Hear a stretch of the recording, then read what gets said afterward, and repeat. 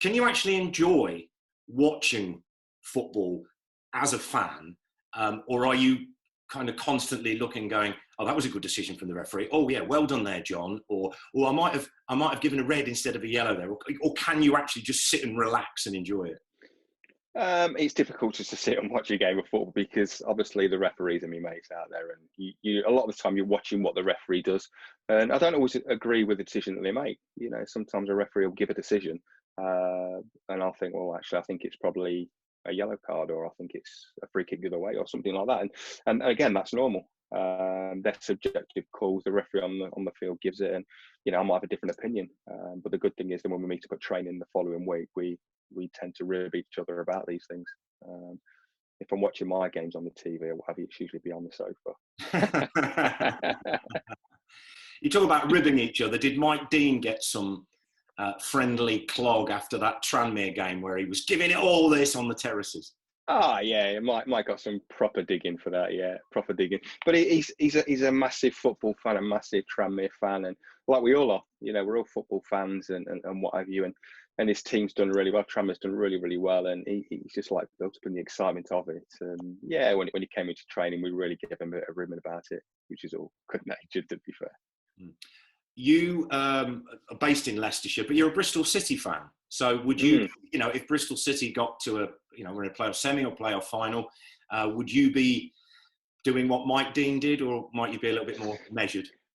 Yeah, I probably wouldn't be jumping around so much. I'd probably do my hamstringing or something like that. So I'd definitely get excited if Bristol City did well. I went to the FA Cup game a few years ago. We played Man United and beat them, and obviously I got quite excited in regards of that. Not so much as jumping on the terraces, but you do, because you support your club, you love your club, and you want them to do well. We know with football there's loads of highs and lows as a supporter, and when them highs come along, you just want to embrace them. So just to clarify, you can't do Bristol City games. You can't ref them. No, I can't. And you can't do any Leicester, not even as a fourth official or VAR. Or... No, I can't. I can't referee Leicester because obviously I live in Leicestershire, and I can't Bristol City because I'm a supporter. But we have to declare an interest before the start of the season. So you know, whether we've been a season ticket holder, whether a supporter of a club, or even our immediate family, if one of our immediate family is a supporter of a team, we have to actually declare that as an interest, and then we actually can't do them. So the only time I would probably do Bristol City is pre-season behind closed doors, or Leicester City the same, and what have you. Talking about the other referees, who in the select group makes you laugh the most? That's probably going to be Mike Dean. Yeah. He's got a pretty decent sense of humour, very dry sense of humour. So he's probably the one that tends to put a smile most times on our faces, especially on the training pitch. And what about if you were in the trenches and you could pick one of your colleagues? Who would you go for in that? That's a difficult one, because I'm not going to sit on the fence, but all I'll say is with the group that we've got a really good core group of referees at the minute, and how we all get on with each other is top class. You know, we all want to get the big games. We're all competitive in regards of we want to get the best games every week on the Premier League and what have you. So we're competing for that each week, but at the same time, we've got everybody's back. So we want everybody to do well as well. So I wouldn't say there's anybody particularly that stand out that, right, okay, that one person. Who's the hardest?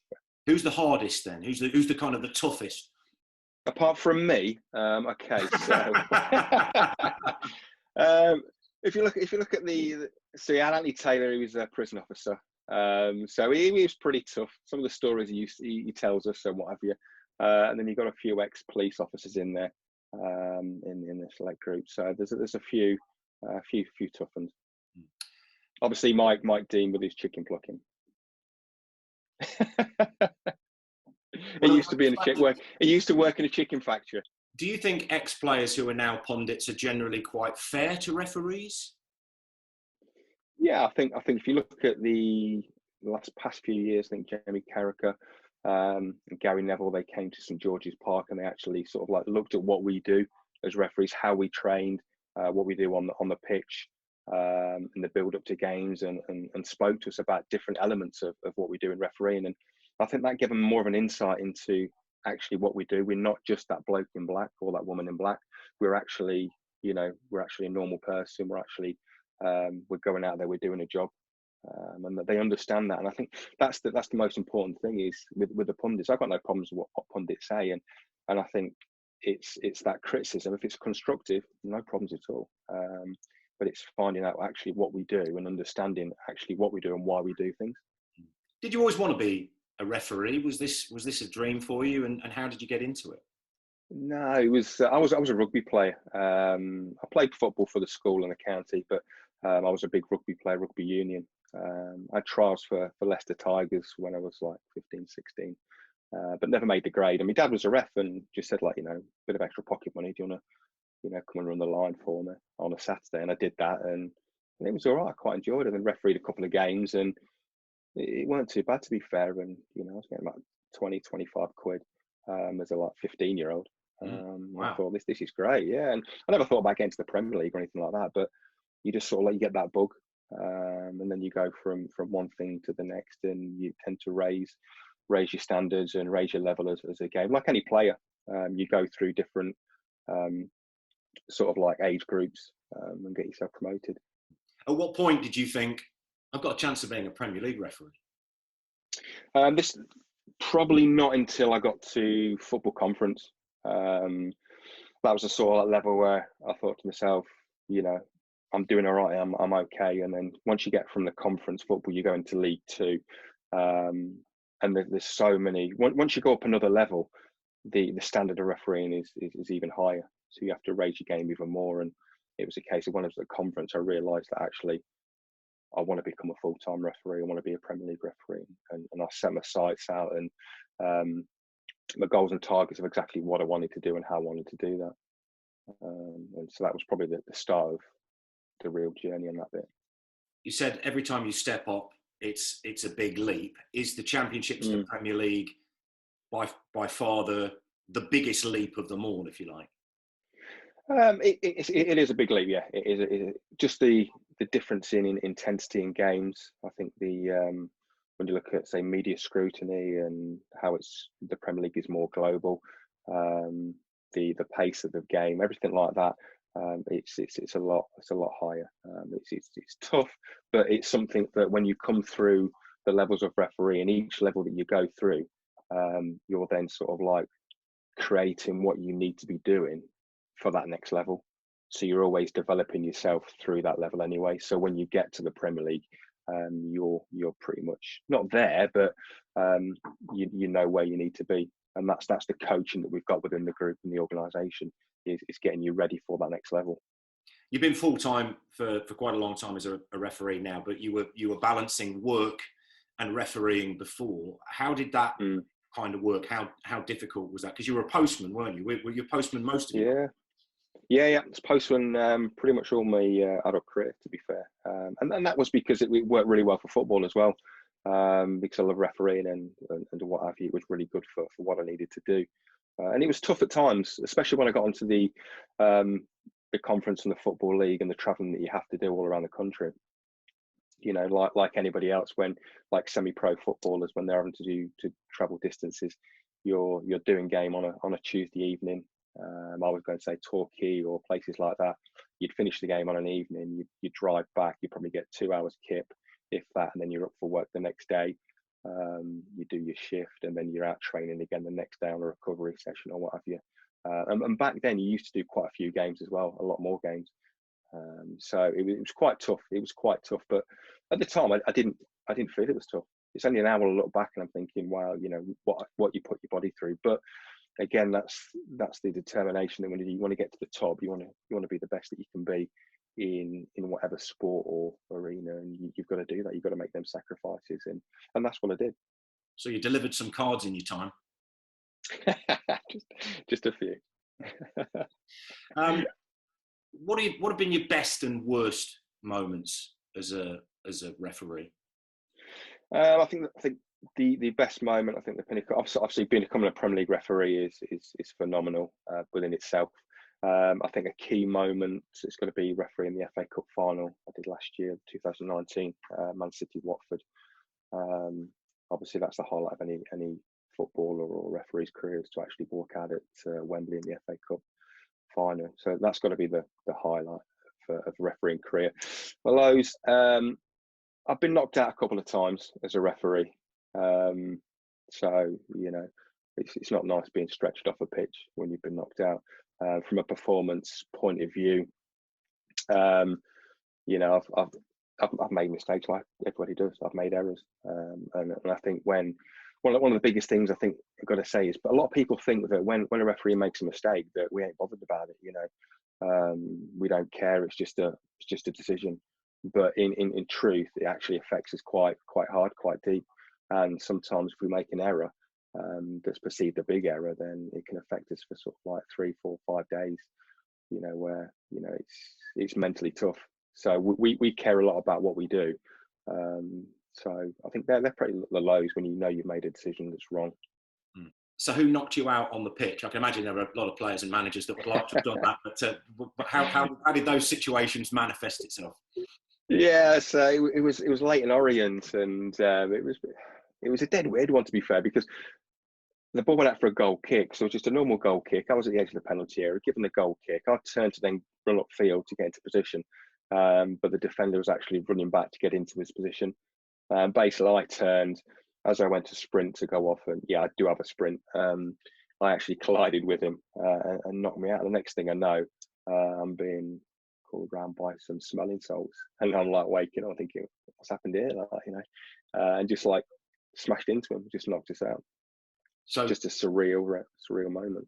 So did you carry on reffing the game, or did someone have to take over? No. I got taken off, and the guy who come to assess us, he went forth, and one of the assistant referees went to referee the game, which was great for him as well, because it was his last season as on the professional sport football. So it was great for him to actually referee. He's never refereed a football league game, so it was great for him to actually finish his season refereeing actual. I think it was about 35 minutes of the game. So that was good for him. I think he probably had a better game than I did, to be fair. And then I hope he got paid.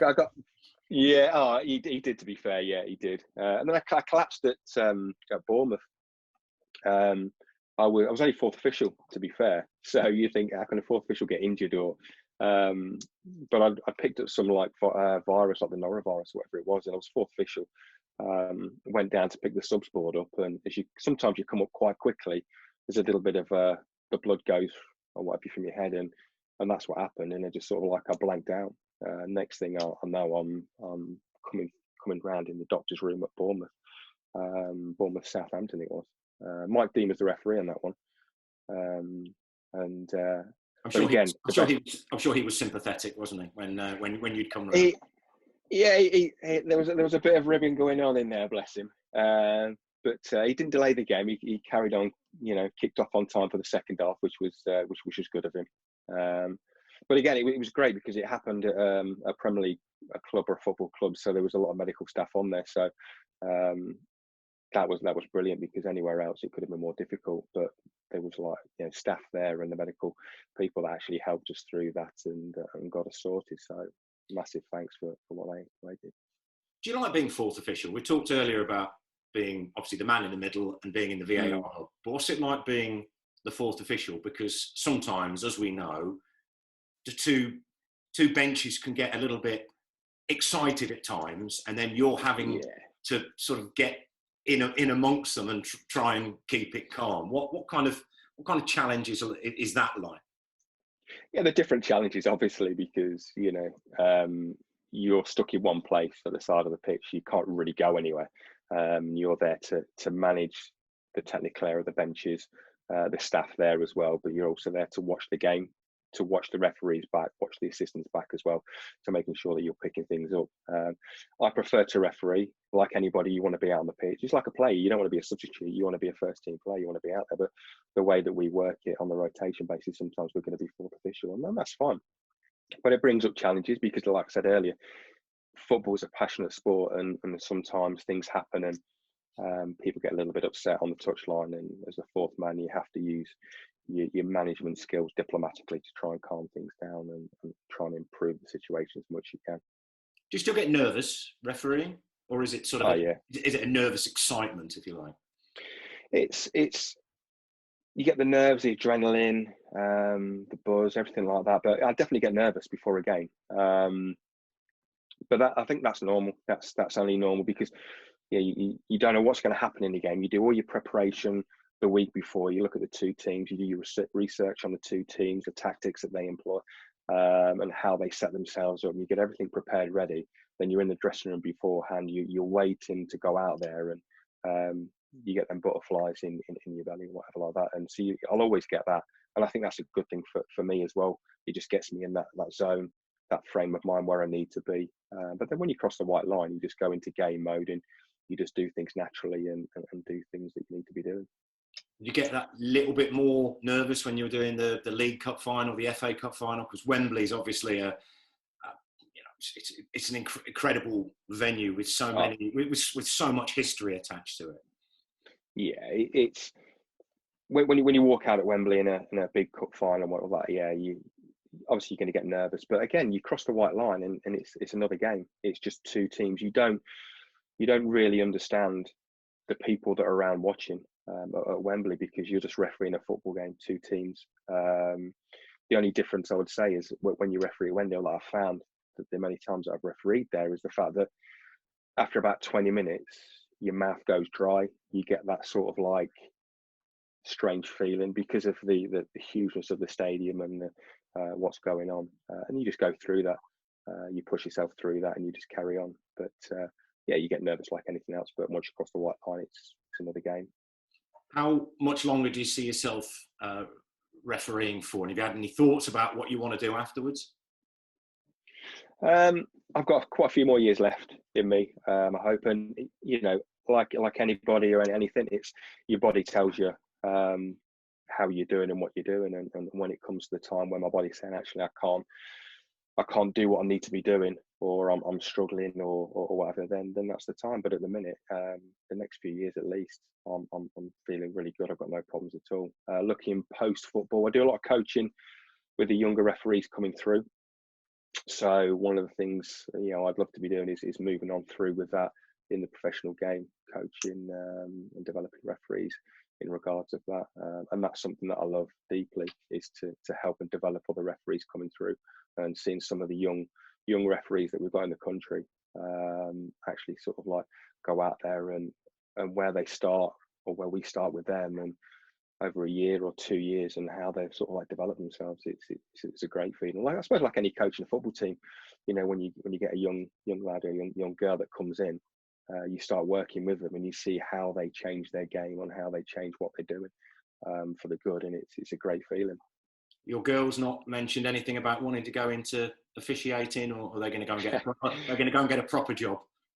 They're probably going to get a proper job. Yeah, they like to come to some of the bigger games if I get them and whatever like that. So they like that, but they're not much into refereeing or whatever like that. They find it quite embarrassing, to be fair, because a few of their mates take the mickey out of them, which is fine. I don't mind that. The dad's a ref. Why not? Just sort of to wrap things up, Kevin. You obviously help these younger referees coming through. You do the coaching with them. If there are people who want to get into refereeing or in the early stages of it, what are the key pieces of advice that you, as someone who's done it for so long and over a decade at the very top level, what would you say to them? What is the best things that you can say to guide them and shape their future? Yeah, I think with especially the young referees starting out now, one of the biggest things I see is they worry a lot about criticism. They worry a lot about what people are saying to them on the pitch and off the pitch. And one of the biggest things I say to them, don't worry about that. Just go out and do what comes naturally to yourself. If you think the free kick or the throw-in is one way, give it. Be positive in how you do it. Be positive, decisive in every decision that you make. You're not going to get everything right, and you're never going to be perfect. And we have to understand that as referees that we will make mistakes, and we have to embrace that. And it's about looking at them mistakes and saying, okay, how can we improve that going into the next game? But yeah, one of the biggest things, just trusting yourself, trusting what you're doing out on the pitch, and embrace any sort of constructive criticism and put it into in the right way. Kevin, really appreciate your time. We're all hoping that football gets back soon. So we've all got more to do, but brilliant insight into what you do. So thank you very much, and we appreciate you joining us on talkSPORT. No problems, Geoff, at all. Anytime, mate. Anytime.